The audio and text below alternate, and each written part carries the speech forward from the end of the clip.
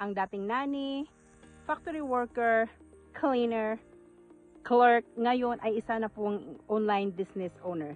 Ibabahagi ko po sa inyo ang negosyong ito na nakapagpabago ng aming buhay. Akala ko po lagi masarap at masaya ang buhay bilang isang immigrant dito sa Canada. Pero kahit ano pang gawin, 2 o 3 ang trabaho, living paycheck to paycheck ay talagang mahirap po ang sitwasyon. Hindi po talaga komportable. Aminin man natin sa hindi, gustuhin ko mang makatulong ng lubusan para sa aking mga mahal sa buhay sa Pilipinas. Gustuhin ko man silang madalaw lagi. Gustuhin ko mang makapag-travel, makapagbakasyon kasama ang aking mga pamilya. Ay hindi ko po magawa-gawa dahil po sa kapos, dahil po sa limitado ang day off, dahil meron tayong boss. Sa ngayon po ay nagagawa na naming magbakasyon, magpamilya. Ilang beses na po kami nakapagbisita sa Pilipinas. Sa ngayon po ay nandito kami sa Italy.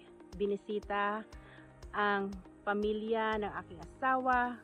Ito po ang lugar, Abruzzo, kung saan siya ay ipinanganak. Nakarating din po kami ng Venice, ng Rome, at talaga pong malaki ang naitutulong ng aming online business na ito. Hindi po mahirap gawin ang negosyong ito. Kailangan lang po natin ay cellphone, laptop at internet connection. Dala-dala niyo po ang negosyong ito kahit saan po kayo makapunta.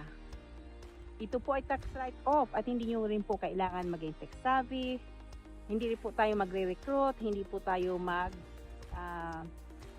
bebenta dahil meron po tayong automated system na gumagawa nito para sa atin 24/7. Kung kayo rin po ay may hangarin na mabago ang buhay na katulad ko, message niyo lang po ako at andito lang po kami nagagabay at handang tumulong sa inyo hanggang kayo po ay maging isang successful online business owner po na matupad ang inyong mga pangarap sa buhay.